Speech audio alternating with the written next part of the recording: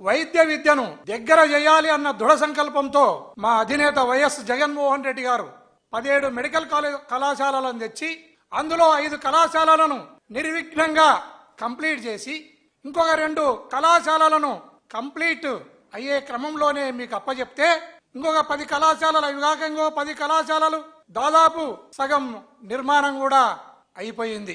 ఇలాంటి దశలో అత్త మీది కోపం దుత్త మీద చూపించినట్లు ఒక కోడలు నీవు జగన్మోహన్ రెడ్డి గారి పైన ఉన్న ఈర్ష్య ద్వేషము పగా ప్రతీకారంతో ఈ రోజు ఆ మెడికల్ కళాశాలలను ప్రైవేట్ పరం చేయాలి అన్న ఒపీనియన్ కు నువ్వు రావటం జరిగింది. విశాఖ హక్కు ఆంధ్రుల హక్కు అన్నట్లు ప్రైవేటు ప్రజల సొమ్మును ప్రైవేట్ పరం చేయడం అనేది నీ జన్మ హక్కుగా నువ్వు భావిస్తున్నావు.